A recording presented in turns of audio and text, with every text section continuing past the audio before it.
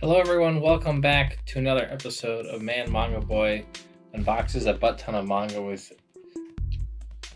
a pocket knife here, or cardboard cutter, or box cutter. What do you call these things again? I can't remember. Anyways, let's open them up. You know, sometimes you just gotta get a few slices in here. I hope everyone's December has been great. This has been a wild month for manga, I gotta say. A lot of series came out all at the same time. Plus, look at this. You guys see this? This is some of the RightStuf holiday sale already coming in. Love it. Let's start here. So we have some Komi, It Can't Communicate, volume 16. This is a new volume. I believe it just recently came out, so I pre-ordered this. Komi is a 4-koma, so you can kind of see how it's laid out here. It's a little bit different than most manga would be. My cat's making a bit of a mess in the background. It's not even Sebastian, it's Ebony, his sister. Here we have UQ Holder. This is the sequel to Negima. It's a sequel, but it's really, I don't know, it's just set in the same universe. I haven't read Negima. I read like 7 or so volumes of this series. Didn't even realize it was actually a Negima, what's the word for it? Sequel. So I wouldn't say it's paramount that you read the source material before picking up UQ Holder. It probably does expand a few things though, but I did enjoy it from what I read so far. Chainsaw Man Volume 8. Of course, Chainsaw Man. Dying to get this in. This is going to finish the fight with Doll Face or Doll Head, something like that. Or Doll Man. I think it might be Doll Man. But yeah, I've been dying to read this with Santa Claus. This has been a sick arc so far. JJK Volume 13. Again, another sick arc going on right now. It's the Shibuya arc, and we're about to get a lot more focus on, you know, our main man Gojo here. We have a lot more action, looks like, with, you know, ooh, look at that.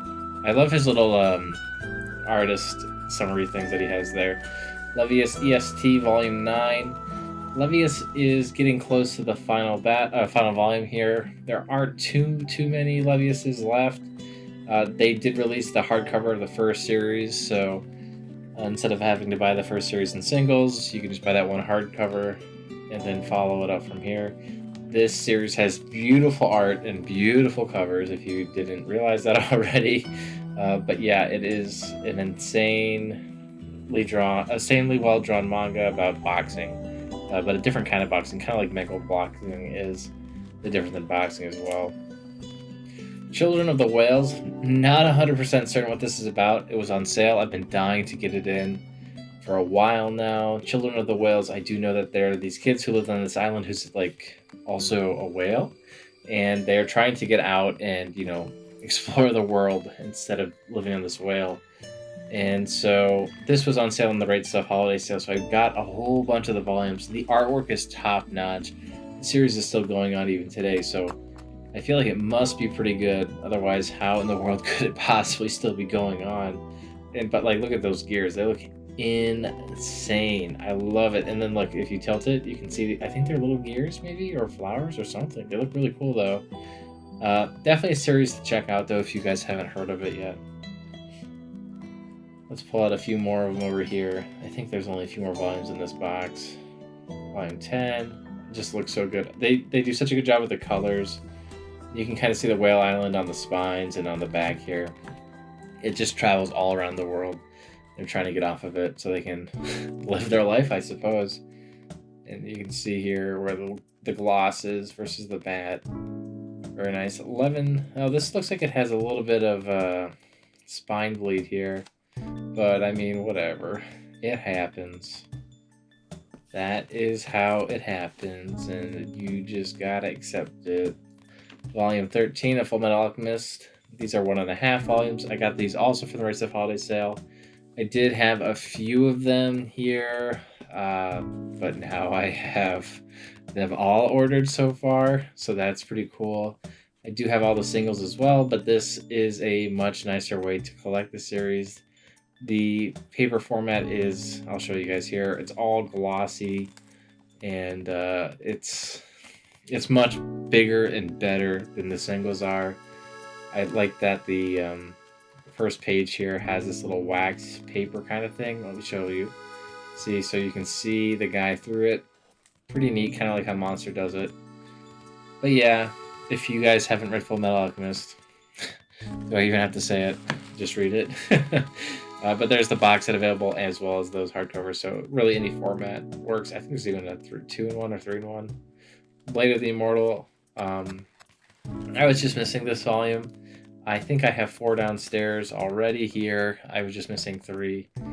In Kingdom Hearts Ultimania. This is supposed to be, I guess, like a data guidebook before Kingdom Hearts 3. And so I picked it up. I'm a pretty big fan for Kingdom Hearts. I have all the games. I have all the games not only in, the Kingdom Hearts All-in-One collection, but also I have them all natively as they release. The only ones, of course, that I'm missing would be the Japanese exclusives, like Recoded. Or not Recoded, but Coded. I don't have the cell phone version. I only have the 3DS version. Or is it just DS? I can't remember, but I played it. Wasn't very good. Just watch the movie that comes in on the disc. That Roxas game was pretty fun, though, because you got to customize your Keyblade, kind of like how in Mega Man Battle Network you get to customize Mega Man. That was fun. But overall, it was quite a tedious game. Oh, you also got to play as all the organization members, which was pretty neat, instead of against. Oh, this is cool. Look at that. We got a little post-it note here for Gundams. Say post-it. There's only like 6 in here, though, so it's not like a whole lot of it, but whatever. Let's open her up. Let's see what I got. Let's take these thingies out of here. You guys don't want to see that. Well, maybe you do. But if you guys live in the state, you can just ask me for my information. I'll give it to you.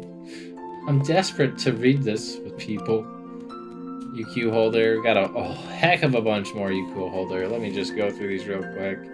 The covers to these look really cool, too. The main purpose of this series, if I remember right, it has been a while since I've read it, is to kill immortal beings, and they're part of a group made up of only immortal beings, and so they don't want to be immortal, and they want to kind of just get on with their life. This is, again, just from what I remember, but the main character wants to be really strong and be able to take anyone out, and I think that is accurate.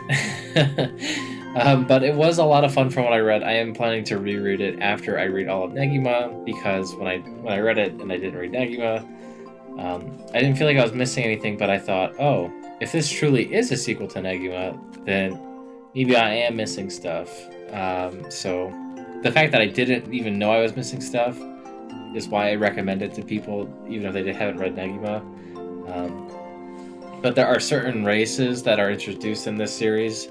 I don't know anything about them, and they probably have a lot of ties to other characters in Negima, so I figured if I read Negima, I'd have an idea, or a little bit more of an idea about these races, and maybe I would care a little bit more about them. But, like, they show this clan, they say they're this big deal, and I'm like, it's like, whatever you say, I'll just wait for the character that they're introducing to show me their stuff, and, if that character's cool, then I guess the race is cool. Kind of like how the Uchiha, they're just like, listen, Uchiha is cool, alright? They get the Sharingan. I know you only know Sasuke, but trust, they're pretty cool. So you just, like, take their word for it, and then when you see the other Uchiha show up, you're like, damn, Itachi is sick. And damn, Madara is strong. So that's kind of like the vibe I was getting. Oh, this is cool. He looks kind of like an angel here, which is interesting, because I think he's, like, part vampire or something like that. But yeah, this series is also still going on strong. It's not over yet at all. It's by the same creator who made Negima, like I was mentioning, and Love Hina. I've never read Love Hina. I don't know if there's any connection between that and Negima, but maybe there is, maybe there's not. Children of the Whales, Volume 9. That looks pretty cool. I think that's a bunch of ropes, right? Pretty neat. Huh. Look at that. Pretty cool. That girl reminds me, I think it's May in Hell's Paradise. BTX. I want to get this whole series. This is volume 16. This is the same creator who did Knights of the Zodiac. I don't know if there's any relation to the series to Knights of the Zodiac other than that, but it does look very similar to Knights of the Zodiac. And I don't know if you guys know this, but I love Knights of the Zodiac. So I'm gonna want to try to collect this series. It's probably pretty trashy. It is Tokyo Pop. They do advertise their Facebook page on the back of the cover, but I'm still gonna check it out. Bofuri, I don't want to get hurt, so I'll max my defense. Read the first volume to this. It was pretty good, actually. I thought it was gonna be pretty lame-o stuff, but it's funny to see everybody's reaction to this like random girl breaking the game because she just maxed her defense, and it ends up being like a legit strat that people just haven't ever tried because it's kind of ridiculous, but it totally works. So it cracks me up. Ari Forreta, I don't know if that's how you even say that right, from World's Weakest to World's Strongest, whatever, something like that. Anyways, I've been slowly piecing together this series. This is volume 2. I was able to get a bunch of them from the RightStuf holiday sale, of course. There were a few volumes out of print for a little bit. I think they're back in print now. I'm not really sure, but it's kind of sketchy to me that they go in and out of print. Hinamatsuri volume 13. I believe there's like 19 volumes to this, so we still got quite a long ways to go.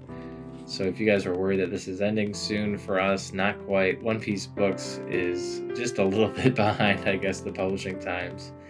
But this has been a pretty funny series. And yeah, definitely good to check out if you guys like comedy or slapstick like Yakuza things. This is going to be a sentence of the bookworm. You know, there's no books. You might as well write your own, right? Why not? So it's an isekai where the girl is a huge bookworm, and then she gets sent into another world, and lo and behold, they never made books. Therefore, she tries to make her own library and read to her heart's content. And that is about pretty much the entire summary I know. I do have a few volumes of this already, but there's not too many of them out right now. I think this is up to 7. I believe this is the most up-to-date volume of it. So yeah, a pretty small book, but very cool. I've heard great things about it, so I'm sure it's pretty good. You know, I read a lot of isekai. Some of it's pretty trashy, and I still read it, and other bits of it are really good, and I try to promote it. And people either pick it up or they don't. And I wish everybody picked it up instead of some don't, but that's just the way it goes. Peach Boy Riverside, I read the first volume. It was really pretty crazy to me. I liked it a lot. I love how manic the main character gets when the Peach Boy trait thing activates. And I can't wait to, it's like that picture for just a second ago. I can't wait to see where that leads to and how that evolves as time goes on. Here we have volume, 3. So I think that there are a few more out now. I think 4 and 5 are just coming out, but I try to get it just when it's on sale. Noragami 14, finally. I have been waiting for this to come in forever. Well, not forever. I've been waiting for it to go on sale forever, I guess I should say. So I was glad that it finally came on sale during the RightStuf holiday sale. And I know it's been on sale in the past, but for some reason I decided to get other stuff instead. I don't remember what they were off the top of my head because, you know, I buy so many manga, but I remember that was why I didn't buy it, because I wanted something else more. Infinite Dendrogram Volume 3. These are omnibuses, so this is really 5 and 6. This has been... I don't think it was very popular when it came out in the anime, but the concept to it was it's a virtual MMO, and everyone gets like a stand like in JoJo's. And each stand is custom to each player based on their attributes and personalities, so I thought that was very cool. I think it's a good concept. This one is pretty ridiculous. Multi-mind mayhem. These two guys right here are stuck in this little kid's body, and the little kid also has a mind of his own. I figured, wow, a 2-in-1 isekai in one volume, you know, like, how can you go wrong? It's pretty much like the wildest thing I've ever thought of, so I can't wait to read this. This sounds like the most ludicrous thing I've ever heard. So that's why I picked it up, for just the ludicrousness of it all. It's probably very cheesy, not good, but if it's good, I'll let you guys know in my weekly manga reading hauls, or reading logs. Anyways, that is it for me in December. I hope you guys enjoyed this. We'll see you next time, and I hope you guys are getting in all the pre-orders and hauls that you wanted from the RightStuf holiday sale. Thanks for watching. Bye.